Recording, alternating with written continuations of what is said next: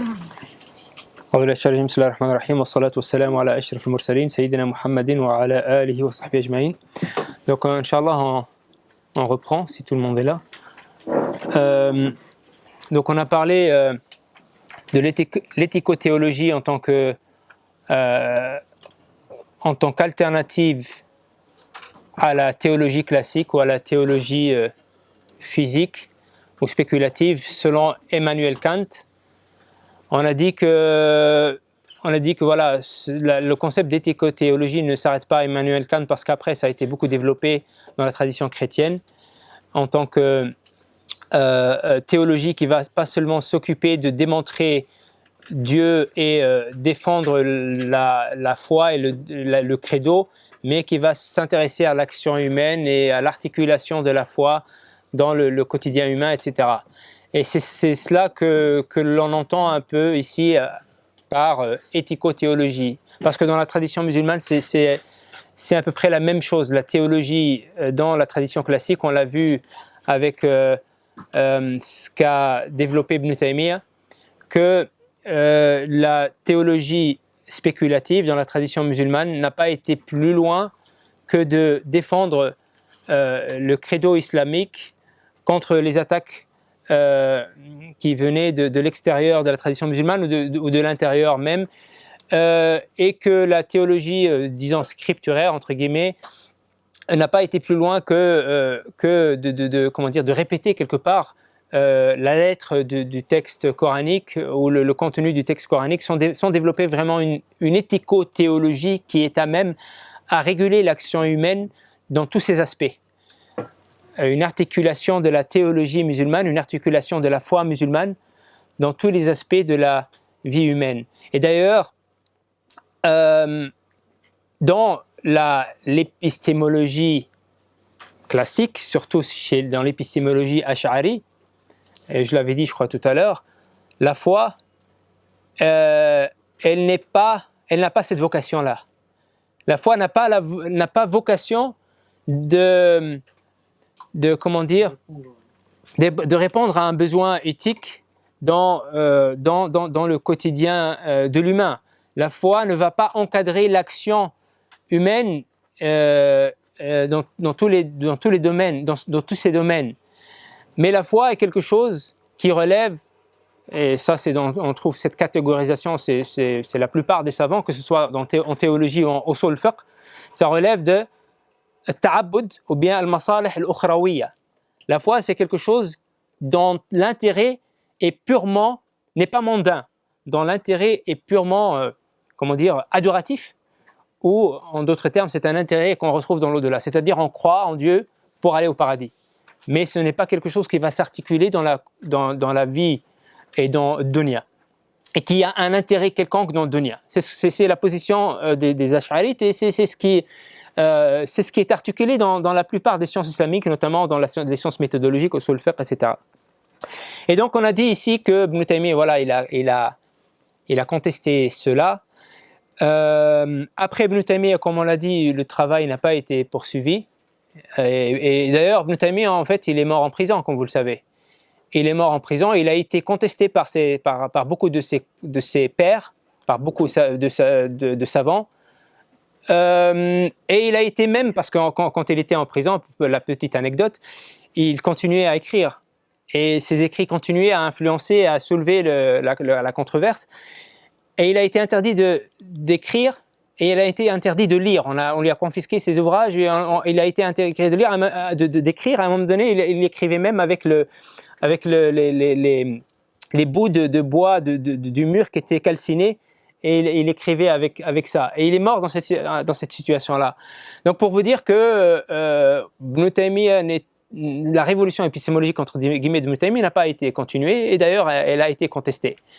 Et aujourd'hui, dans l'époque moderne, avec le réformisme islamique, la question épistémologique, en fait, elle est restée plus ou moins marginale, en fait. Même si on voit beaucoup d'efforts qui sont faits dans cette direction-là, surtout avec l'Institut international de la pensée musulmane qui se sont beaucoup focalisés sur la question épistémologique.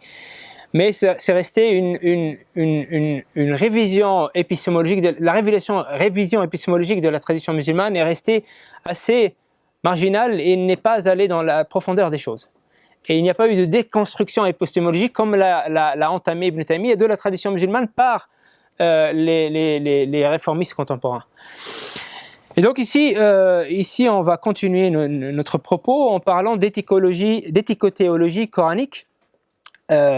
Ici, on ne prétend pas développer une éthicothéologie coranique, ce n'est pas notre prétention, mais on va parler de la généalogie de l'éthique musulmane, d'où ça vient l'éthique musulmane, et à partir de cela, on peut voir les contours de cette éthicothéologie et comment elle est censée s'articuler dans la pensée et dans les sciences islamiques. Et ici, pour ce faire, on va s'arrêter un peu à l'œuvre de Toshiko Izutsu, qui est un islamologue japonais et qui s'est intéressé, qui a étudié le Coran d'une approche sémantique et qui s'est beaucoup intéressé au concept éthique et religieux, donc ou ce qu'il appelait concept éthico-religieux dans le Coran. Donc son ouvrage, je crois pas qu'il existe en français. Je l'ai ici quelque part en arabe, mais son concept s'appelle en anglais Ethico-Religious Concepts in the Quran. Il y a une conférence entière sur. C'est un chercheur japonais qui explique un peu la théorie complète. En français, ouais. Mais il est traduit en arabe. En tout cas, c'est une bonne traduction, celle en arabe. Donc ici, Izutsu nous dit que dans le Coran, donc il a étudié les concepts éthiques dans le Coran, et il nous dit qu'on peut déduire qu'il y a 3 types de concepts éthico-religieux dans le Coran.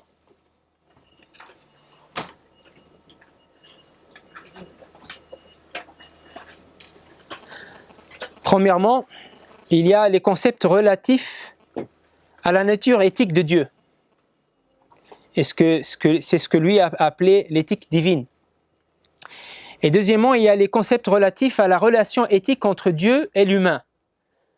Et c'est ça qu'il a appelé concept éthico-religieux et pour lequel il a dédié son ouvrage qu'on vient de mentionner.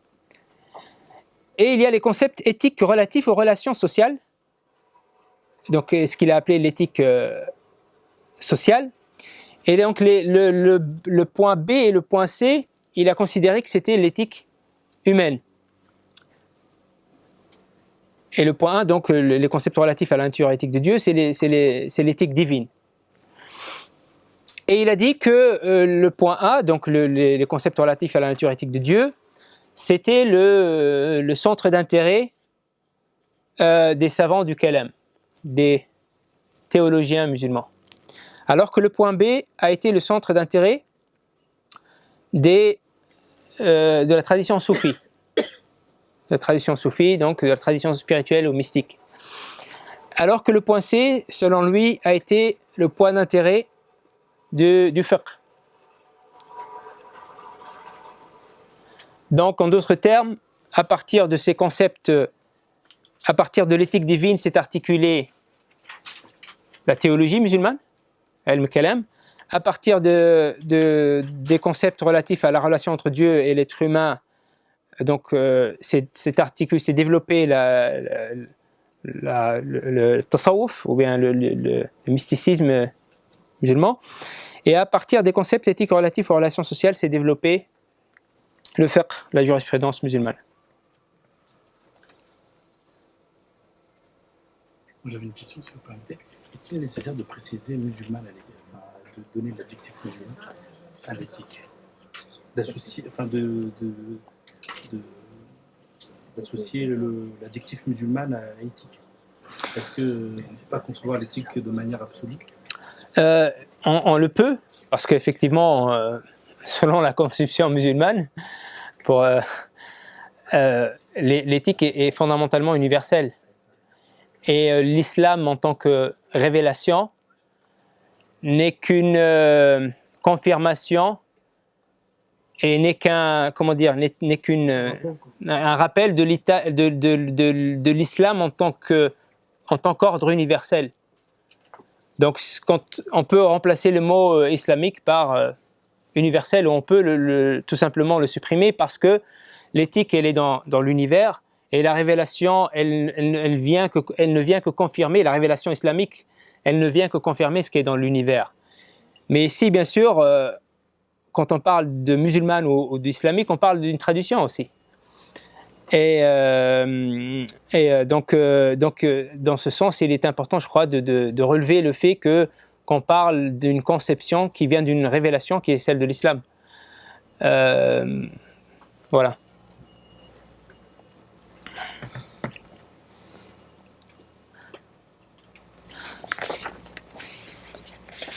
Donc, à partir de cette catégorisation de Izutsu, Mashallah.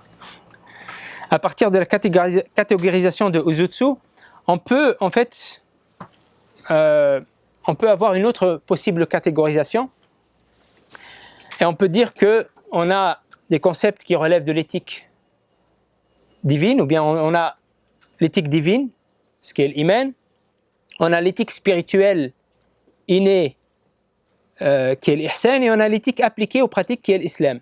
Donc les deux, le point B et le C, effectivement, c'est l'éthique humaine. Pourquoi innée? Innée parce que l'éthique spirituelle, c'est quelque chose qui est fondamental dans l'être humain, c'est-à-dire que c'est quelque chose qui relève de la nature profonde de l'être humain. Et le prophète sallallahu alayhi wa sallam nous dit yuladul mawludu ala al-fitra, l'humain est né selon la fitra. Donc il y a une éthique déjà qui est là avant même la révélation. Donc c'est inné. Il y a des personnes qui peuvent ne pas être dans l'ihsan, mais ils vont travailler pour y arriver à l'ihsan. Dans un premier temps, ils peuvent ne pas être dans l'ihsan, mais en faisant un travail sur eux-mêmes et en évoluant, ils peuvent atteindre ce degré. Mais s'ils ne sont pas dans l'ihsan, ça veut dire qu'ils s'en sont écartés. Et ça ne veut pas dire que fondamentalement, ils ne le sont pas. Tout être humain a le bon en lui, a l'éthique en lui, aspire à Dieu, etc. La différence entre les êtres humains, c'est que l'un, il a préservé cette nature, l'autre, il s'en est éloigné. C'est la seule différence. Et le Coran nous dit, en parlant de ceux qui se sont les plus éloignés, Ulaika yunadawna min makanin ba'id. Ceux-là sont appelés d'un endroit éloigné. Donc ça veut dire que leur fitra, elle est encore là, même si c'est le plus grand des pervers ou des criminels, etc. La fitra, elle est encore là. Il est encore appelé au bien, mais min makanin ba'id, d'un endroit éloigné, tellement cette nature innée a été pervertie, a été couverte par les carcans en fait de la perversion. En fait, l'être humain est bon par nature et mauvais par accident, en fait. Effectivement. C'est ça. Oui. Et je voulais vous dire, en fait, on a un programme génétique éthique. La fitra, c'est un programme génétique éthique. Effectivement, sur le plan spirituel et aussi sur le plan biologique, mais on y reviendra, Inch'Allah. Si vous pouvez laisser les questions pour après, comme ça on peut, Inch'Allah, aller plus vite et ouvrir le champ aux questions, au débat. Donc voilà, on peut catégoriser les concepts éthiques de cette manière-là aussi, parce qu'il y a l'éthique divine, il y a l'éthique spirituelle ou innée, et il y a l'éthique appliquée aux pratiques. Et en fait, l'éthique divine, c'est la manifestation d'éthique en tant qu'essence. Parce que l'éthique vient de Dieu. Et toute chose qui est éthique, son essence ou la source de cette éthique-là, c'est Dieu. Donc l'éthique divine, c'est la manifestation de l'éthique en tant qu'essence. Alors que l'éthique spirituelle, c'est la fidélité de l'être humain à l'éthique et comment dire, son incarnation, l'incarnation de l'éthique en tant que récepteur. Et l'éthique appliquée, c'est le processus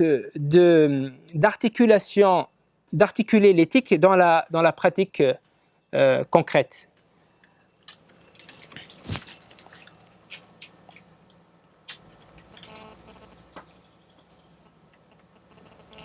Donc ici, ces trois concepts, l'éthique divine, l'éthique spirituelle et l'éthique pratique ou appliquée, donc l'iman ou l'islam ou l'ihsan, c'est des choses bien sûr qu'on retrouve dans les textes, hein, et c'est ça qui compose la religion musulmane.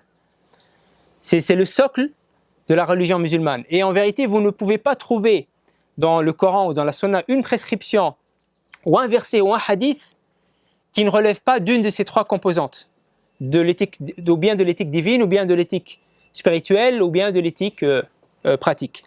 Et ces trois éléments, ces trois composantes de l'éthique sont intrinsèquement liées ou interdépendants. Et ici, on peut illustrer ça avec plusieurs versets. Par exemple, le verset qui dit ceux qui de la crainte de leur Seigneur sont pénétrés. Donc ici, on a l'éthique spirituelle, l'ihsan, qui croient au verset de leur Seigneur, al-iman, l'éthique divine, qui n'associent rien à leur Seigneur, l'éthique, donc l'islam, l'éthique pratique. Donc ça, c'est un premier verset de Sourate Al-Mu'minun 57. Et après, le verset qui suit nous dit qui donne ce qu'il donne. Donc ici, c'est une action éthique, une action sociale éthique. Et ça, c'est quoi? C'est l'islam, c'est l'éthique pratique. Tandis que leurs cœurs sont pleins de crainte ou leurs cœurs frémissent. Ça, c'est l'éthique spirituelle, c'est l'ihsan. À la pensée qu'ils doivent retourner à leur Seigneur. Donc ça, c'est l'éthique divine, c'est l'iman. Donc ici, on voit l'interdépendance. Donc, cette action éthique, le fait qu'ils ont donné, elle émane du fait que le cœur de cette personne-là est dans un état spirituel qui est l'ihsan, c'est ce frémissement. Mais ce frémissement, d'où vient-il? À l'idée qu'il va retourner à son Seigneur. Donc vous voyez comment c'est interdépendant. L'idée que je vais retourner à mon Seigneur va activer mes facultés spirituelles et cela va donner naissance à une action éthique. Donc l'éthique divine va engendrer l'éthique spirituelle qui va engendrer l'éthique sociale ou l'éthique pratique et le résultat, cela se précipite vers les bonnes actions et sont les premiers à les accomplir, donc un comportement éthique qui découle de cette interdépendance de ces trois éléments, de l'éthique divine, l'éthique spirituelle et l'éthique pratique.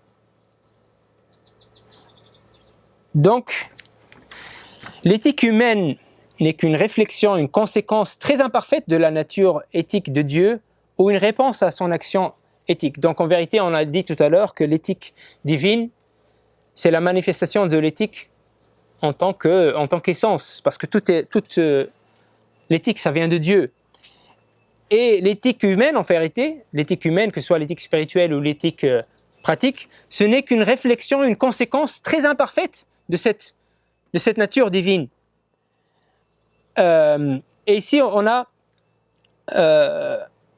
ici on a encore le même schéma, hein, éthique divine en tant que manifestation de l'éthique en tant qu'origine, éthique spirituelle innée, la conformation, etc. Donc ici on peut illustrer ça avec un verset. Donc la première partie, donc c'est-à-dire la réflexion de la nature éthique de Dieu, le verset qui nous dit ceux qui dépensent leurs biens dans le sentier d'Allah sans faire suivre leur largesse ni d'un rappel ni d'un tort auront leur récompense auprès de leur Seigneur, nulle crainte pour eux et ils ne seront point affligés. Une parole agréable et un pardon valent mieux qu'une aumône suivie d'un tort et Allah est riche et indulgent. Ô les croyants, n'annulez pas vos aumônes par un rappel ou un tort. Donc ici, où se trouve, je vous pose la question, comment ce verset illustre-t-il le fait que l'éthique humaine est une conséquence de la nature éthique divine? Allah est riche et indulgent. Donc l'humain doit pas faire suivre l'aumône ou ses largesses, il doit calquer son comportement sur l'éthique divine. Voilà, donc Allah est riche et il donne à ses créatures et malgré ça il est indulgent. Il ne demande pas de retour, il ne fait pas tamanni, c'est-à-dire reproche, etc. Et donc Allah il est comme ça, c'est la nature divine. Et donc aux êtres humains qui sont riches, lorsqu'ils donnent, soyez indulgents aussi. Et quand vous donnez, ne faites pas tamanni, c'est-à-dire de rappeler à ceux à qui vous avez donné que vous leur avez donné et de vous élever au-dessus d'eux parce que vous avez donné. Parce qu'Allah, lui, il est riche, beaucoup plus riche que vous, et c'est pas ce qu'il fait, et lui, il est indulgent. Donc ici, c'est une illustration comment effectivement l'éthique humaine est une réflexion ou une conséquence de la nature éthique de Dieu. Dans un autre exemple, on va illustrer comment l'éthique humaine est une conséquence très imparfaite, encore une fois, de l'action éthique divine. Dans le verset qui nous dit « Et que les détenteurs de richesses et d'aisance parmi vous ne jurent pas de ne plus faire des dons aux proches, aux pauvres et à ceux qui émigrent dans le sentier d'Allah, qu'ils pardonnent et qu'ils absolvent. N'aimez-vous pas qu'Allah vous pardonne et Allah est pardonneur et miséricordieux. » Donc comment ici ce verset exprime-t-il ou illustre-t-il le fait que l'éthique humaine c'est une conséquence de l'action. Tout à l'heure on a parlé d'une conséquence de la nature, maintenant une conséquence de l'action éthique divine. Comment illustre-t-il ce fait? Donc, puisque Dieu est pardonneur et miséricordieux, eh bien vous devez être comme ça aussi. Dieu est bon envers vous, Dieu vous pardonne, donc vous devez être comme ça aussi. Tout à l'heure, Dieu est comme ça, Dieu de par sa nature, de par ses attributs est comme ça, donc vous devez suivre l'exemple divin. Maintenant, Dieu envers vous, il est bien, il est bon, il est pardonneur, donc vous devez suivre cet exemple-là. Donc ici, on voit comment l'éthique divine, ou bien l'éthique humaine est une articulation, une conséquence de l'éthique divine. Je pense que ce serait bien de donner la cause de la révélation de ce verset parce que l'histoire est vraiment forte. La cause de la révélation, c'est que vous connaissez Hadith al-Ifk. Bon, après, on ne va pas rentrer dans Hadith al-Ifk. Il y a Hatib, non, c'est pas Hatib ibn Abi Balta, non, c'est l'autre compagnon, son nom m'échappe, qui a participé en fait à la calomnie de Aïcha radiyallahu anha. Et Abu Bakr, c'était un pauvre, et Abu Bakr radiyallahu anhu était celui qui l'aidait financièrement.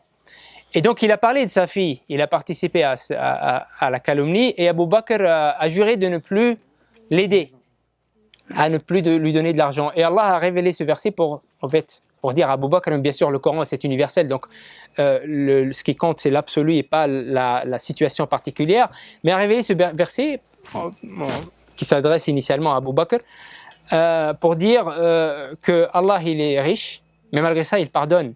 Donc toi tu es riche, tu dois pardonner aussi, même si cette personne-là a parlé de ta fille, etc. Bon, en grosso modo. Ouais. Ça fait penser à Asma wa Sifat, tous les attributs d'Allah, qu'on puisse les mettre en pratique dans notre vie quotidienne. Effectivement, c'est ce qu'on dit. L'Asma wa Sifat, c'est l'éthique divine. Et l'humain est tenu parce que l'humain, dans son fort intérieur, l'humain est en vérité essentiellement une insufflation, ou émane d'une insufflation divine. Et donc la fitra, le retour à l'éthique, c'est un retour, ou bien c'est le fait d'œuvrer à la perfection divine, même si c'est impossible, mais c'est de suivre l'image, ou bien d'être à l'image divine. Et c'est pour ça que certains savants ont interprété le hadith où Allah subhanahu wa ta'ala dit qu'il a créé Adam à son image. Et ils ont dit donc que l'humain, dans sa fitra, il est à l'image de Dieu, bien sûr de manière totalement imparfaite, mais il a l'image de Dieu et ses attributs divins se trouvent quelque part de manière imparfaite dans l'être humain et il doit les développer. L'éthique divine, l'iman, englobe les trois dimensions, englobe donc l'iman ou l'islam ou l'ihsan, où on englobe les deux autres dimensions, l'éthique spirituelle et l'éthique pratique. Et en fait, sémantiquement, aucun concept majeur dans le Coran n'existe indépendamment du concept de Dieu. Il n'y a aucun concept éthique dans le Coran, en tout cas aucun concept majeur, qui n'existe indépendamment du concept de l'iman ou du concept de Dieu. Ici, le verset qui illustre ça, c'est celui qui dit les vrais croyants. Donc ici on a l'iman, les vrais croyants sont ceux dont les cœurs frémissent, encore une fois, cet état spirituel, ihsan, quand on mentionne Allah. Et ces versets leur sont récités. Cela fait augmenter leur foi, encore une fois l'iman, c'est un cercle vertueux, et ils placent leur confiance en leur Seigneur qui relève de l'ihsan. Ceux qui accomplissent la zakat, ceux qui accomplissent la salat et qui dépensent dans les sentiers d'Allah, donc encore une fois ici, l'islam. Donc on voit ici que les vrais croyants, c'est ceux où la vraie croyance englobe les trois dimensions, aussi bien l'iman ou l'ihsan, donc aussi bien donc le fait de se tenir à l'éthique divine, et aussi bien l'éthique spirituelle et l'éthique innée. Donc on voit que l'iman, c'est-à-dire ça englobe effectivement, c'est englobant. Et le verset est conclu par cela en toute vérité, sont en toute vérité les croyants. Donc en islam, en vérité, il n'y a aucune vertu, aucune qualité qui est imaginable en dehors de la foi, en dehors de l'iman. En dehors de l'iman, il n'y a pas d'éthique possible dans la conception islamique. Et c'est pour ça que l'iman, c'est central dans la conception islamique de l'éthique.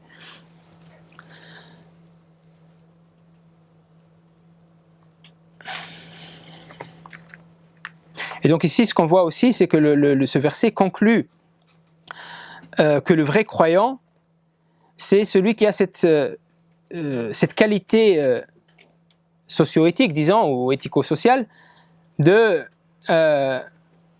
donner de ce qu'Allah lui a attribué. Donc on voit qu'en fait, ça commence par l'iman une fois, et ça passe par une spiritualité, et ça aboutit à une action sociale, à un comportement éthique social qui en découle.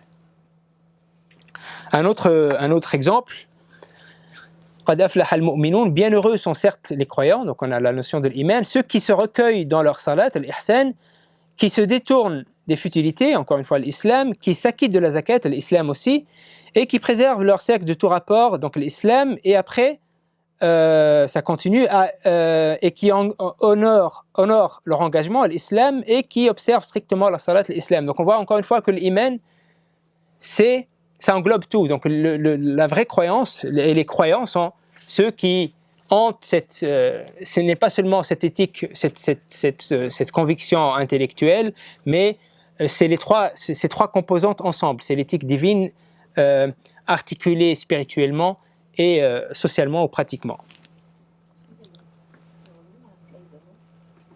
Pourquoi est-ce que vous distinguez la salat et la zakat d'un point de vue éthique? Ça veut dire que salat c'est avec l'ihsan et zakat avec l'islam? Non, c'est tous les deux l'islam, il me semble. Ah, c'est le recueillement dans la salat. Oui, le recueillement, c'est ça la dimension spirituelle. C'est pas la salat en soi. Même si la salat en soi, selon la conception coranique, c'est celle qui englobe le recueillement. Et c'est pour ça que le Coran nous dit « Wa aqimu salat ». Iqamat as-salat, c'est de l'accomplir avec toutes les dimensions qu'elle exige, qui sont exigées dans la prière. Mais ici, effectivement, le recueillement, ça relève de l'ihsan, c'est cet état spirituel. Donc, de cela, de ce qu'on vient de dire, on peut conclure que l'épistémologie de l'éthique dans le Coran s'articule sur plusieurs... ou se manifeste de plusieurs manières. L'éthique en tant qu'essence humaine. Donc on a vu que l'humain est éthique de manière innée. Et donc l'éthique en islam peut vouloir dire cet état inné, cet état spirituel dans lequel se trouve initialement l'être humain. Ça c'est l'éthique. Ou l'éthique aussi en tant qu'ordre universel, on l'a vu aussi, l'univers est établi sur un ordre éthique, le mizan, le haqq, etc. Le khayr, le bien, etc. Donc l'éthique en islam peut vouloir dire aussi l'ordre universel, parce qu'il est éthique de part ontologiquement. Ou bien l'éthique en tant que révélation, parce que la révélation aussi a été révélée avec le bien et pour le bien, et donc la révélation c'est l'éthique. Et quand on parle d'éthique en islam, on peut vouloir dire aussi l'éthique en tant que science, parce que les sciences islamiques au final, c'est des sciences qui appréhendent ces éléments-là, ces trois ces trois éléments-là.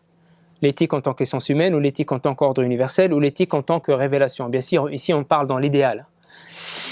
Et donc, de ce fait, l'éthique en tant que science, ou de ce fait, la tradition musulmane, en fait, c'est une tradition axée autour de l'éthique.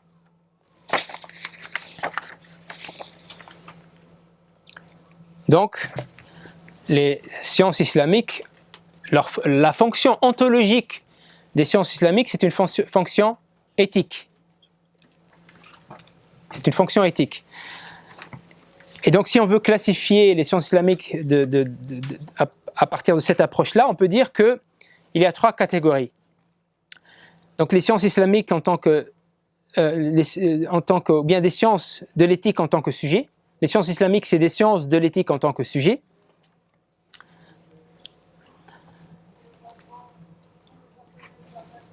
Donc l'éthique en tant que... Ici, on a trois sciences aussi, globalement. L'éthique en tant que science qui étudie des concepts généraux, des valeurs, des idéaux et des finalités supérieures. Donc ici, c'est la théologie, ou ce que devrait être la théologie en vérité. L'éthique en tant que science qui étudie des concepts généraux, des valeurs, des idéaux et des finalités supérieures. Et ça ne se limite pas forcément à la révélation. Ou bien, dans cette première catégorie encore, une autre science qui est l'éthique en tant que science qui se penche sur la nature innée, fitra, et enseigne la pratique spirituelle dans l'aboutissement intime des idéaux supérieurs. Et ici, on a la science de la spiritualité, dans l'idéal, bien sûr, encore une fois. Ou bien, l'éthique en tant que science qui examine les devoirs découlant des idéaux supérieurs et contribuant à leur réalisation, à savoir le comportement normatif. Donc ici, ça devrait être, ou bien c'est ce que devrait être le fiqh. Donc en vérité, la théologie ou l'aqida en islam, le credo, c'est une articulation intellectuelle de l'éthique divine. La science de la spiritualité ou tasawwuf, ça devrait être une articulation aussi intellectuelle de l'éthique spirituelle, et le fiqh, ça devrait être dans l'idéal, selon ce qui est exigé par l'épistémologie coranique, de l'éthique appliquée ou de l'éthique pratique. Ça, c'est les trois sciences essentielles de l'islam. C'est les trois sciences, en vérité, maqasid, les trois sciences qui sont un objectif en soi, parce que c'est les sciences qui vont directement appréhender les trois composantes essentielles de l'islam, qui sont l'iman, l'islam, ou l'ihsan, ou bien qui sont l'éthique divine, l'éthique spirituelle et l'éthique pratique. Après, il y a des sciences annexes, ou des sciences qui en vérité sont au service de ces autres sciences, mais qui relèvent de l'éthique aussi. Donc des sciences de la méthodologie de l'éthique, c'est des sciences qui étudient des outils ou les outils de déduction de l'éthique, les critères de son évaluation et de sa catégorisation et les mécanismes de son application, comme usul al-fiqh, ulum al-Qur'an, etc., usul al-hadith, usul al-tafsir, etc. Donc c'est des sciences qui sont là pour développer l'outil méthodologique afin de déduire l'éthique islamique, et donc c'est des sciences qui sont au service des trois premières sciences. Et après on a des sciences qui étudient les sources de l'éthique, et c'est des sciences qui étudient les textes notamment fondateurs sur le plan de la transmission et sur le plan de l'authentification, donc ilm al-hadith, voilà, on peut avoir aussi le qira'at, on peut avoir certains aspects de ulum al-Qur'an, etc. Donc ici, on peut voir, on entrevoit à travers ça que toutes les sciences islamiques, en vérité, ontologiquement, leur vocation, c'est une vocation éthique. Et ici, on peut débattre avec certains islamologues contemporains lorsqu'ils essayent de réduire l'éthique musulmane dans une des disciplines, comme Kevin Reinhart, qui a développé dans une de ses recherches une thèse où il dit que l'éthique islamique se limite au fiqh et que les autres théologies spiritualité n'ont rien à voir avec l'éthique. Ou dans d'autres thèses, en fait, ce qui est présenté, c'est que l'éthique islamique, en fait, se limite à une discipline particulière, alors qu'en vérité, l'éthique, il n'y a pas de science de l'éthique qui a été développée à travers l'histoire indépendamment. Parce que tout simplement, parce que l'éthique est partout dans les sciences islamiques, c'est englobant. Ou ça devrait l'être en tout cas. Même si dans la tradition musulmane, on va le voir plus tard, dans les jours qui suivent, Inch'Allah, que dans la tradition musulmane, les sciences islamiques se sont plus ou moins éloignées de cet idéal-là et de la centralité de l'éthique que devrait occuper l'éthique dans ces sens-là. Il y a eu un décalage à ce niveau-là, mais ontologiquement, c'est ce